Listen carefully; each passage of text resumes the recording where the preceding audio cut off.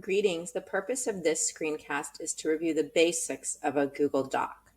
Google Docs are very similar to Microsoft Word or Apple Pages documents. We can access a Google Doc in two different ways. One way is by going to our waffle and landing on the Google Docs app. The second way is by clicking on the New button in your My Drive and selecting Google Docs from there. The first thing I want you to notice is the title. It's called Untitled Document. We can imagine all the problems this will result in if we start creating multiple documents.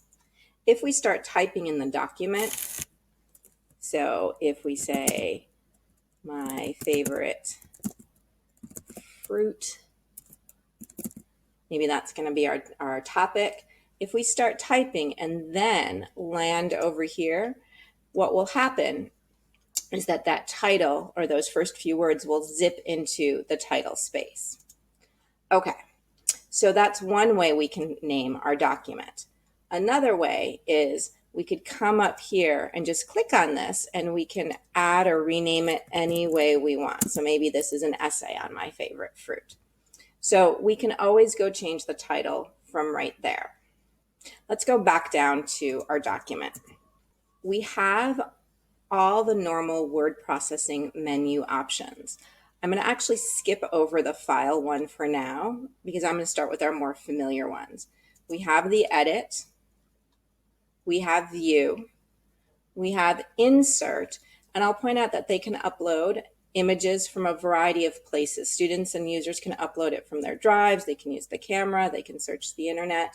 So we have the ability to insert images from a bunch of different places. We have a special characters and the math equation option, which is super helpful if we're working in a math classroom. We also have under format over here, full format options, line spacing, paragraphing, columns, etc. And actually there's a lot more format options. I'm going to unclick there and I'm going to point out this second layer, and almost all of these are about formatting. I'm going to drop in just a quick paragraph just as an example. I happen to have one ready. So there's my demonstration paragraph. So if I want to make some changes to this, I can do all sorts of things. I can highlight it and I can increase the font size. I can change the font. I have a whole bunch of different choices. I can select parts of it and make it bold. I can take out sentences that were maybe goof ups. So I can click on anything and I can use all of my formatting keys. Over here is the undo, redo button. That's always a favorite one. And I want to point out that there's actually no save button. But maybe you notice that as I'm doing things, so let me go ahead and make this, oops, I'll make that a little bit bigger. And as I'm doing this, notice right here it says saving, right? So Google Docs are always saving, and now it's switched to saved to drive. So every time I do something, it saves, and it even will count and tell me that my last second was a few seconds or a few minutes ago. Sometimes one of the things that can happen is our format bar disappears, and that's this arrow right here. So suddenly I got more paper space, but that cool menu disappeared. So I'm going to just go ahead and click on that arrow and it will appear again. And sometimes students do that accidentally, and it's just the reveal arrow. Okay, let's go back to our toolbar. And so I'm going to actually do the tool menu, and I'm going to point out that we have spelling and grammar check, and sometimes teachers do allow students to use these options. So students should know how to activate spell check and grammar check as needed. I actually really like the word count option. I find it can be used to inspire students to write more or show how much they actually wrote. They sometimes don't believe their word count. Then I'm going to come down here and I'm going to point out the Explore button. So we can access the Explore right here, and it opens this little menu And it's like a quick internet search. And it read my paragraph that it was always about apples. And so it instantly searched for apples. Maybe I really wanted it to be about oranges. And so I can change that word right there, and I can do quick research. I can grab an image. And if I click on that image, I can then insert it right where my cursor was in my document. And that looks a little big. I can absolutely click on it and resize it. And if I don't want it anymore, I can just delete it out of there. So that's the Explore button, and we can also make it go back and go away. And we can activate it again down here. It's always hanging out down in the lower right corner for us, in addition to being on our toolbar. Okay, so let's keep going. I'm going to skip Translate Document for just a minute. I do promise to come back to it. And I want to point out voice typing. So I'm going to just land my cursor here. I'm going to skip a couple lines.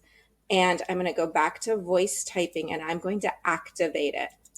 And we'll see a little microphone. And if it's the first time we're using a microphone, it might ask for the kids to enable it or allow it. And we just click on it to speak, and it is going to hear me and start typing what it hears. Then I'll turn it off, and that's pretty good.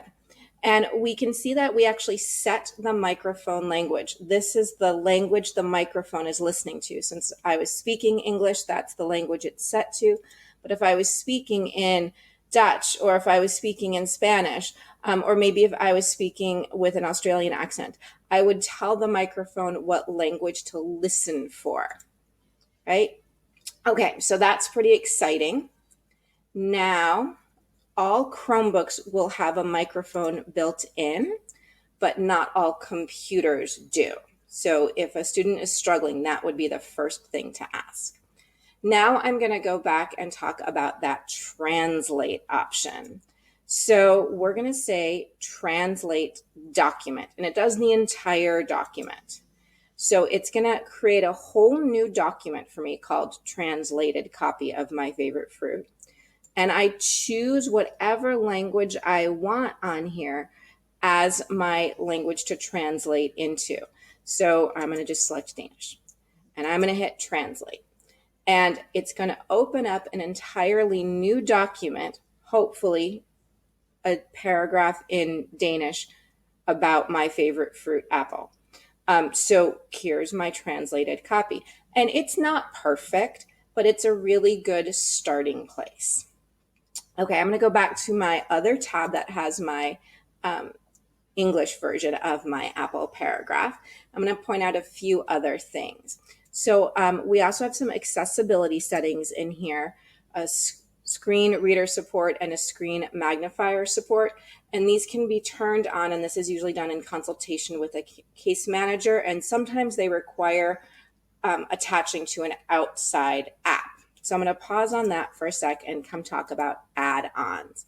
And much like extensions up next to the Omnibar, add-ons in this toolbar are little programs that can be added on to things like Google Docs. Some are free, some cost money.